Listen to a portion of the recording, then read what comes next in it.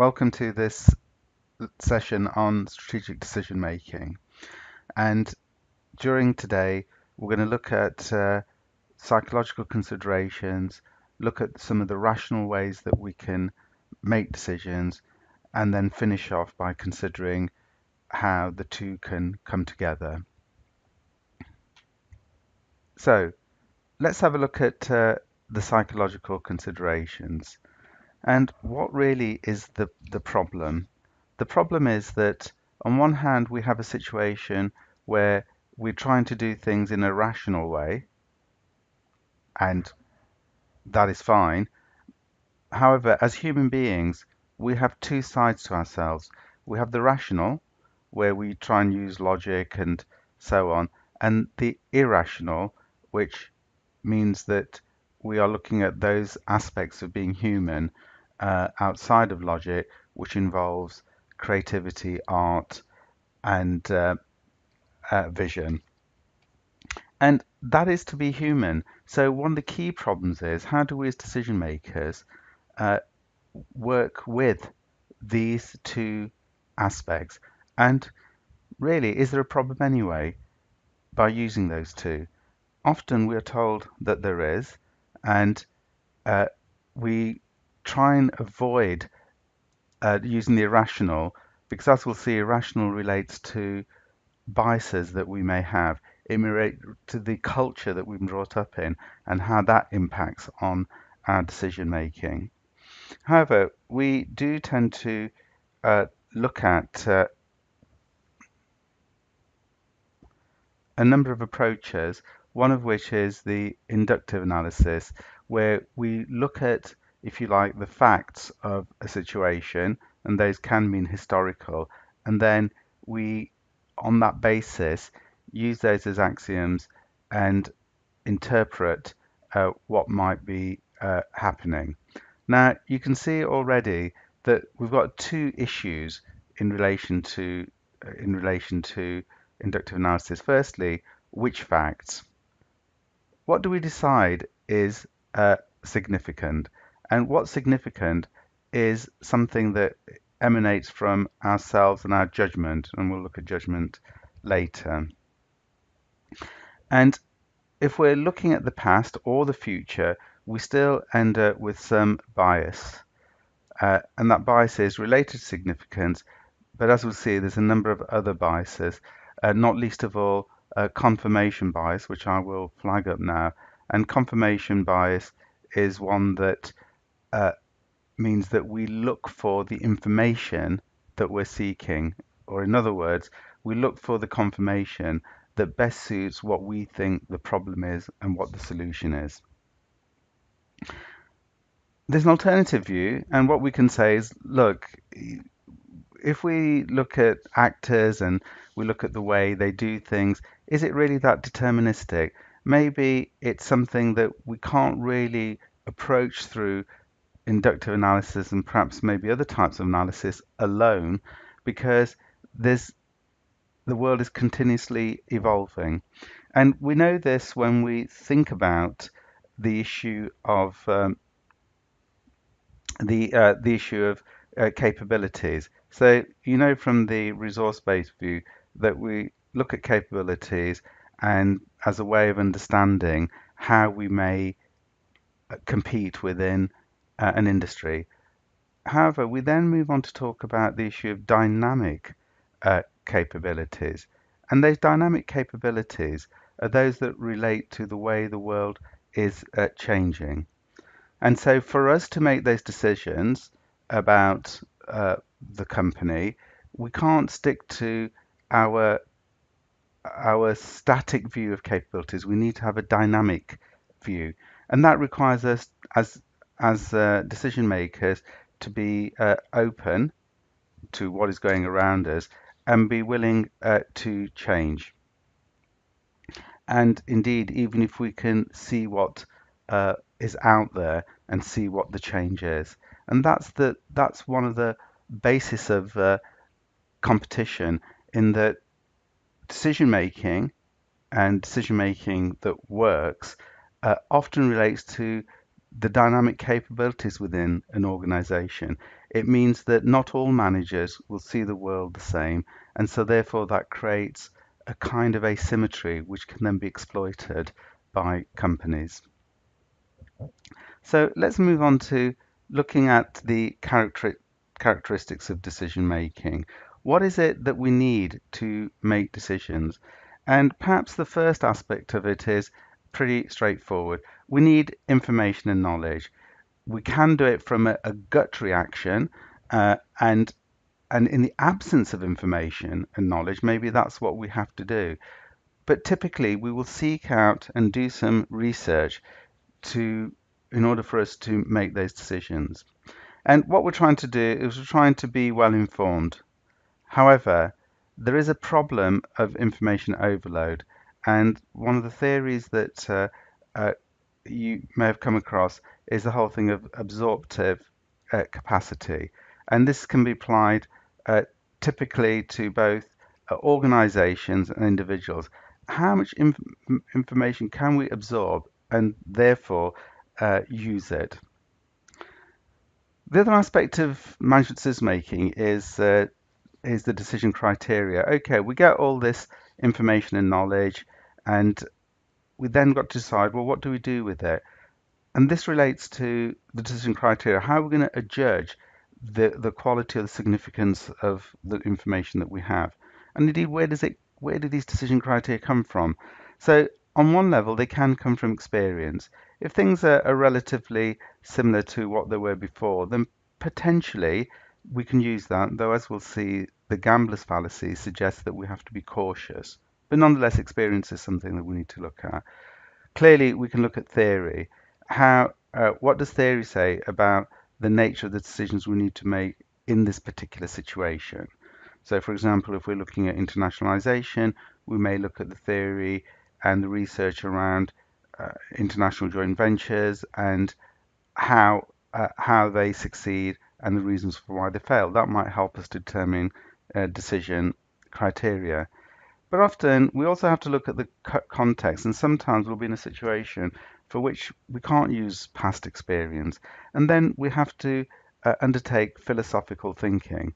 And philosophical thinking, and it's not a thing in itself, it's an approach, is a way of trying to understand the unknown, to understand uh, what is happening. So in terms of decision criteria, I mentioned the example of international joint ventures, and as you will know, international joint ventures typically fail. But when we use the word fail, what do we mean by that? Against what are we judging? Maybe if we had different criteria, international joint ventures, even when they finish, maybe judged as success, because by that time the company has learned information, there's been an exchange of knowledge. Is that really failure? Well, that might be success. However, it all depends on the decision criteria that's made out. And without decision criteria, it's very difficult for us to judge success and failure. The alternative, if we don't do this, is just reactive. We just react to a situation, and that can be very hit or miss. It may work, it may not.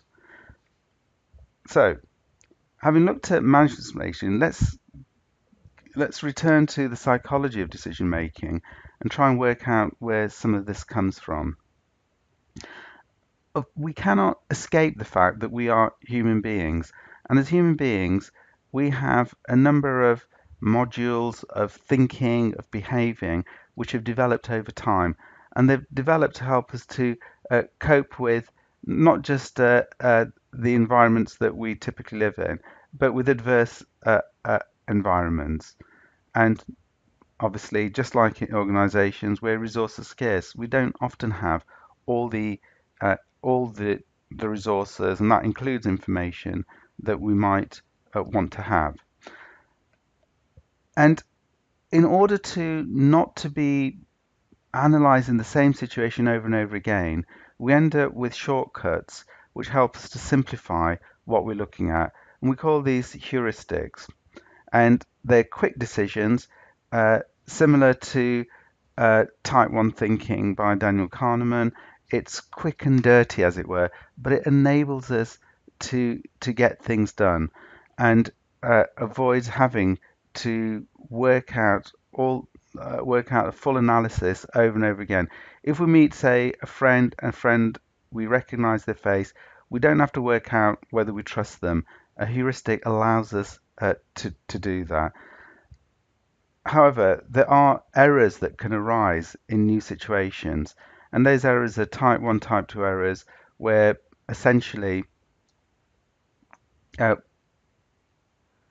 we can accept an incorrect conclusion as if it was true, or we may reject a true conclusion as if it was false. So it can be very hard to know whether the decision we're making is actually a true decision rather than a false one. And heuristics complicates those aspects.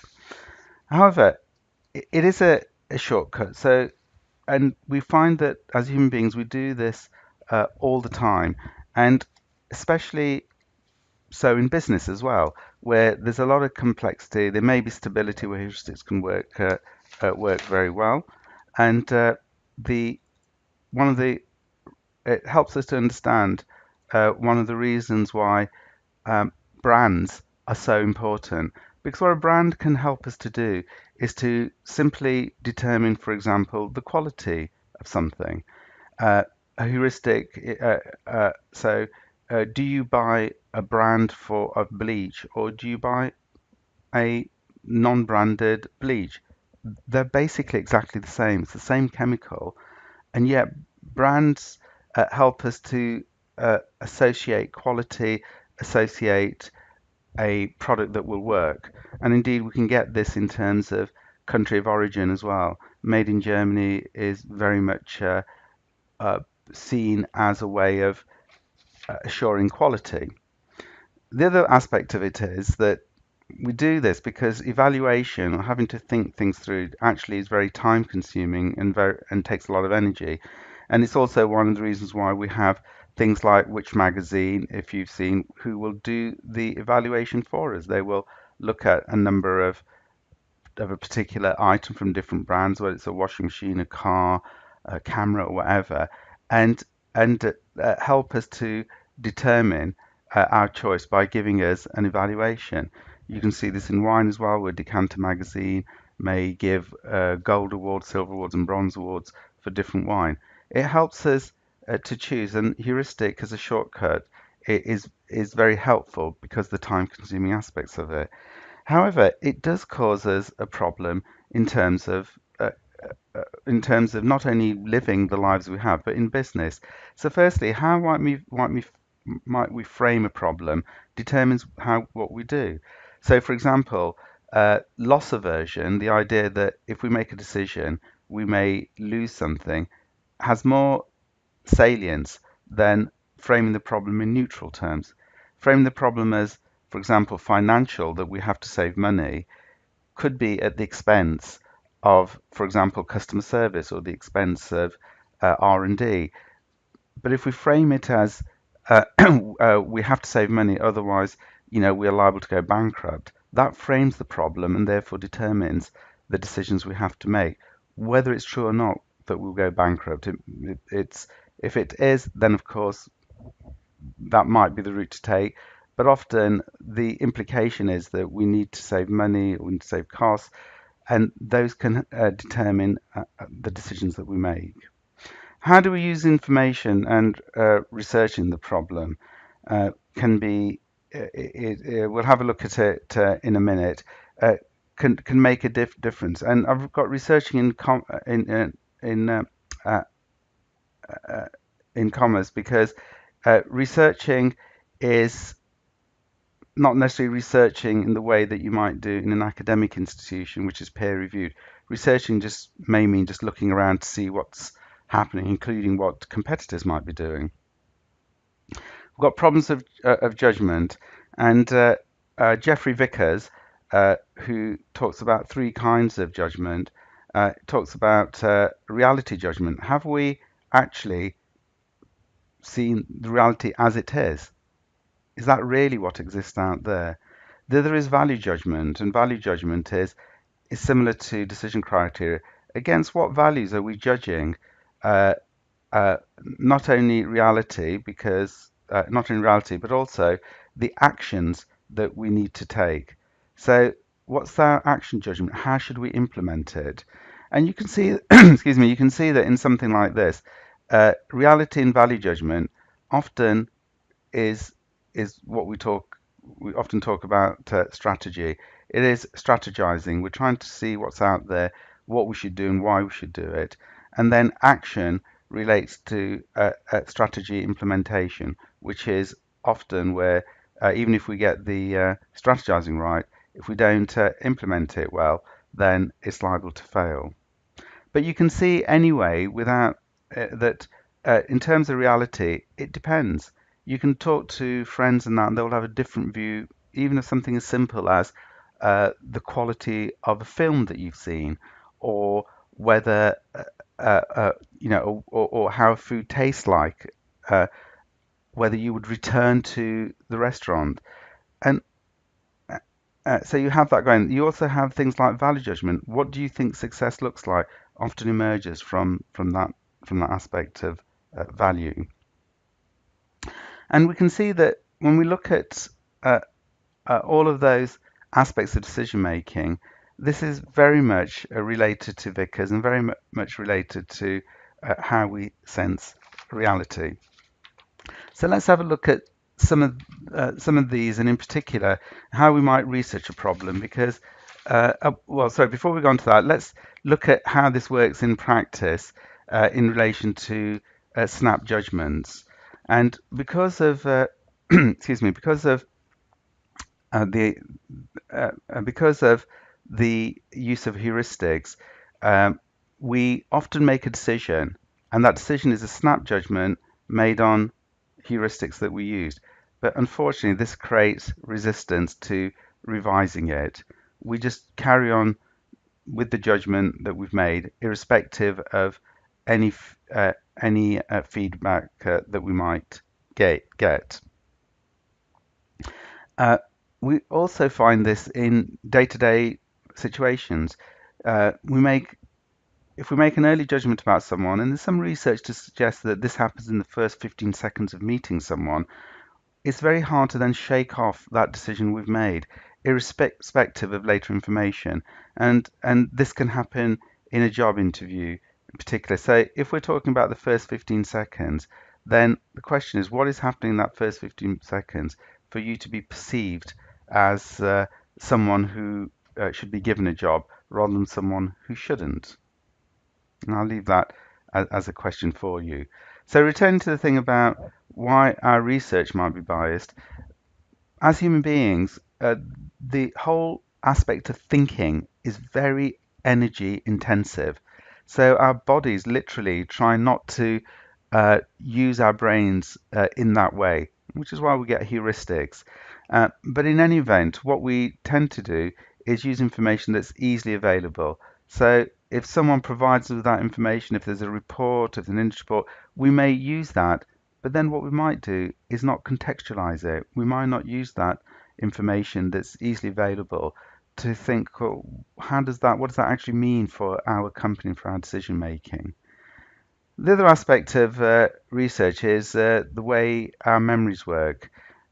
Those things that are mostly that are emotional and have some personal relevance, we remember quicker. So there's something here for you when you come to revise. So when you come to revise, if you can apply the theory and the frameworks that you read to something that relates to you personally or has an emotional resonance, for example, if you look at the products that you have, then and some of those will be clothes, you can use the clothes manufacturer that you like and see how do they do business. How do some of these theories apply to what they're doing? This is can be key in understanding and obviously keeping and retrieving memory. The other aspect is that when we use memory, it's often self-serving. We pick the information that makes us look better. So I was talking to a friend about negotiations, and it was an end meeting with a supplier, and uh, and the question was what should be um, what should be budgeted for uh, any alterations that needed to be made in the fees, depending on things that had arisen or things that the supplier hadn't done, and therefore there would be some rebate. And in that, they had financially 600,000 uh, uh, pounds allocated. They'd actually felt that from their own research that they may give 400, and uh, in the negotiations it came to 300. And the interesting aspect of it is that what did they negotiate on eventually? They actually negotiated on 100,000. And one of the reasons why I negotiated on 100,000, that was actually the fair price. These figures of 600k, 400k, and 300k were arose because of this what we would call anchoring effect, and we'll talk about later. Because there was 600,000, it felt to the people involved that if it was less than that, somehow that was fair because it wasn't the maximum. However, the fair and price was the one that actually they eventually negotiated on, which was 100k. So having things put down works. And the discussion was that a junior manager had come to the senior man and said, "Look, it's 400k, but we've done 300, and look, we've saved ourselves 100,000, so we've done well." However, what the junior manager hadn't done, or the inexperienced manager perhaps should say, is not thought about where these figures came from, and they were simply figures that were placeholders initially. So, uh, so information, how we use, doesn't really give us an objective view. It can just give us a view that puts us in a favourable light. And finally, and one of the key biases is confirmation bias. And basically, we kind of only see the information uh, which supports the view that we've already done. And this is why it's very important not to start off with thinking about what your decision is going to be, because all that happens is you have your decision and then you work backwards and just out of all the information that may be available, just seek out that information uh, that confirms the decision. And so, of course, we end up with something that looks rational but isn't. The other The other aspect of decision making, which arises in numerous situations, is overconfidence or hubris. And hubris is just when we feel so proud of what we are and what we're doing that uh, uh, that we ignore disconfirming information. We ignore the information that's right in front of us, right? And and one of the reasons why we do that is it may be comforting as well as disconfirming, because it may throw up some uncertainty that we don't want to deal with. And so we filter out information that is necessary. And so, of course, we end up with a partial picture of what is going on. Uh, and this can affect the judgments that we have. So, for example, in Brexit at the moment, one could say that there's an overconfidence in terms of what might happen in a situation where the UK is not in Europe. But what happened last week, at the point of me writing this, is the Japanese ambassador, alongside a number of Japanese companies, including Nissan, Toyota, and Honda, went to see the government, and the meeting happened. The uh, the Japanese ambassador came out and said for them the key issue was profitability. And if the companies can't be profitable, and in order to be profitable, they are really expecting something similar to what already exists, they will leave. Now, the interesting thing is, whether that's true or not, is that there wasn't a great deal of uh, discussion in the media or from the government. It kind of went silent. And when something's going silent, it is a confirmation bias. It's linked in with perhaps hubris of what they think can be achieved and so on. And it's very it's one of those insidious uh, biases which we often aren't even aware of. So, from hubris to the need to be in control, very similar, and much of literature shows that actually life in many ways is an illusion, but control probably is. We think we have greater control of events than we actually have. And this can be a real problem. If hubris narrows our vision of what we can see, then being control does a similar thing. To so have both of those can be very detrimental. Uh, we discount information. This is the issue of significance. What significance do we give to information? But more importantly, when things go wrong, and they inevitably will, we need to learn. And to learn, one has to be open to the fact that we might not be in control. What has happened? Why has it happened? And what should we do about this? The uh, uh, uh, and again, slightly linked to that is anchoring bias. If we make a judgment, if we frame the problem, it literally anchors us to where we are, and it's very difficult to move on. And again, in terms of Brexit and the decision making that needs to be made, there is an issue there that the people have spoken, and it's anchored to the people have spoken, and uh, and to ideas of that relating to democracy. Now, on one hand, that looks fine. That looks absolutely correct, and this is what's happened in 2017. However, in uh, in in 1973, there was a vote to enter the EU, and in a way, we can look at this, and this is why looking past might be difficult, but history is very important. This also was the people have spoken. So now we've got a situation where the people spoke in 1973, they've spoken in 2017. So in terms of democracy, there may be the option of the people speaking again. And this is the kind of philosophical basis of decision making and democracy. But if we are anchored in this idea that people have spoken to democracy and it has to move on, then we can only make decisions around that.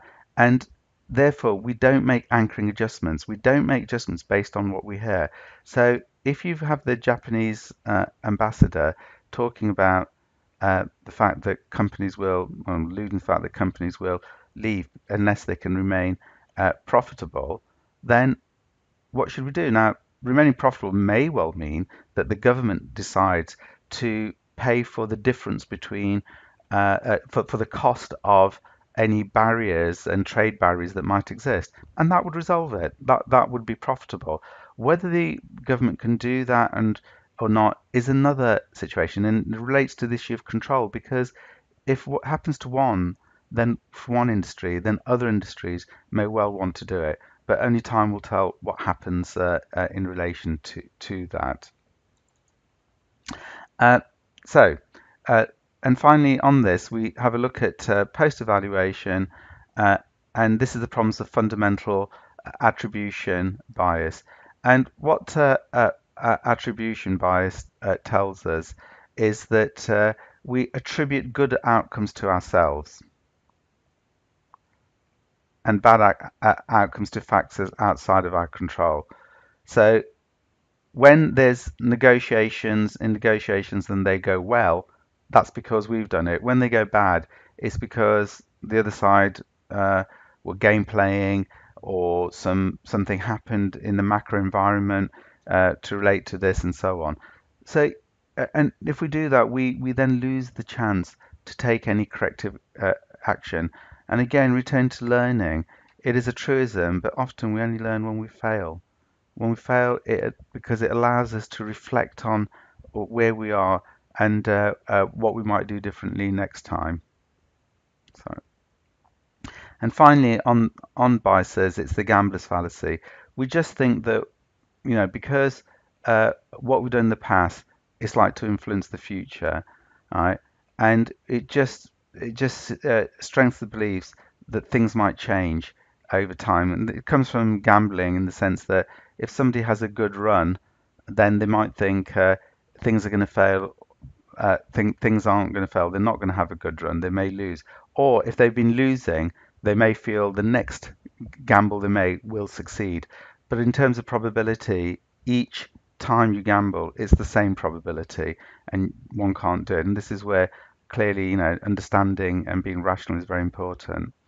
A more subtle variation of this is the idea of sunk costs, and this is very much what companies might do. So if you've been spending money on a project, and you spend more money, and then you spend more money, and then you spend more money, you just like kind of think, look, we've spent so much, let's just spend a bit more, and that's sunk costs. And really, it there has to be other decision criteria to determine whether you stop putting more in or you carry on. And an aphorism that often is used is there's no point throwing good money after bad. If this is bad money because it hasn't worked, then don't throw good money at it. Do something different. I'm going to pause here, and there'll be part two to this session separately.